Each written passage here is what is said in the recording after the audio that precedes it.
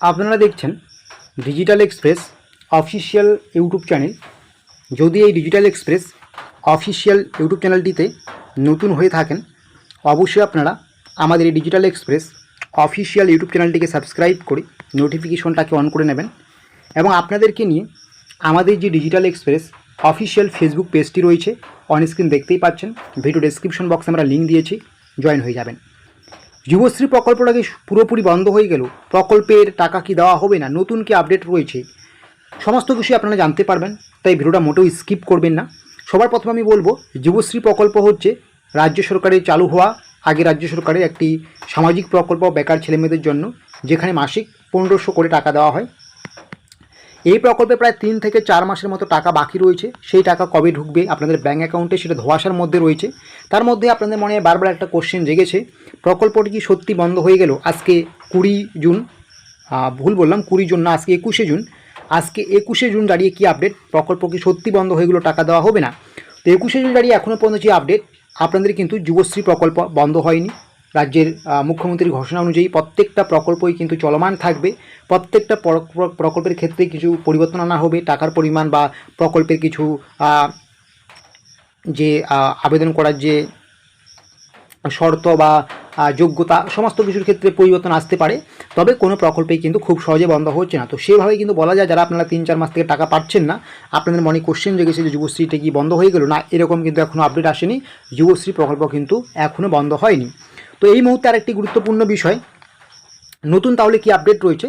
যুবশ্রী প্রকল্পের এই মুহূর্তে যে নতুন একটি আপডেট আসে, সেটা হচ্ছে আপনাদের টাকা কিন্তু যে 1500 করে দেওয়া হয়েছিল, সেই টাকা কিন্তু আপনাদের বাড়ার সম্ভাবনা রয়েছে। কেন রয়েছে, কোন দৃষ্টিভঙ্গিতে রয়েছে এবং কবে থেকে টাকা দেওয়া হতে পারে, সমস্ত ডিটেলসে আমি আলোচনা করব।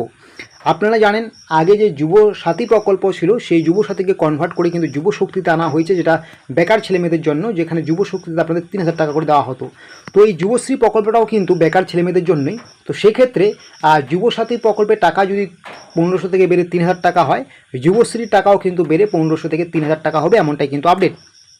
কারণ যদি যুবসাথীতে 3000 টাকা দেওয়া হয় যুবসাথীর বদলে যুবশক্তিতে, তাহলে যুবশ্রীর টাকা 1500 থেকে 3000 কেন করা হবে না, এটা নিয়ে কিন্তু একটা সাধারণ মানুষ বা বেকার ছেলেমেয়েদের মনে কিন্তু একটা প্রশ্ন থাকবে। তো সেই হিসেবে কিন্তু বলা যায় যে আপনাদের যুবশ্রীর যে টাকা বাকি রয়েছে 1500 করে, প্রায় 3-4 মাসের টাকা, সেটাও কিন্তু আপনাদের ঢুকবে। কবে ঢুকবে সেটা আমি পরে বলছি, তার আগে আমি বলবো সেই টাকাটা কিন্তু আপনার বাড়ার সম্ভাবনা রয়েছে। ঠিক আছে? আর এখন কথা হচ্ছে, সেটা বুঝলাম, কিন্তু যুবশক্তির তো কোনো আপডেট নেই, কবে থেকে আবেদন হবে, কবে কি হবে না হবে, কাদের আবেদন করতে হবে না হবে। তো সবার প্রথমে আমি বলবো, 22শে জুন রাজ্য বাজেট রয়েছে। রাজ্য বাজেটের দিনেই কিন্তু যুবশক্তি নিয়ে আলোচনা হতে পারে এবং সেদিনেই কিন্তু যুবশক্তির ফুল ডিটেলস গাইডলাইন কিন্তু বের হতে পারে। কারা আবেদন করতে পারবে, কিভাবে আবেদন করতে হবে, যুবসাথীরা অটোমেটিক যুবশক্তিতে কনভার্ট হবে কিনা, যুবশ্রীরাও অটোমেটিক যুবশক্তিতে কনভার্ট হবে কিনা, যুবশ্রীর টাকা বেড়ে 3000 হবে কিনা, সমস্ত ডিটেলসে কিন্তু সেদিনেই কিন্তু আপডেট আসবে। তবে একটা বিভিন্ন জায়গা থেকে খবরাখবর পাওয়া যাচ্ছে, যুবসাথীর টাকা বাড়লে যুবশক্তির মাধ্যমে, যুবশ্রীরও টাকা কিন্তু বাড়বে যুবশক্তির মাধ্যমে। ঠিক আছে? তখন হচ্ছে কবে থেকে টাকা ঢুকবে, বাকি যে টাকা রয়েছে 3-4 মাসের।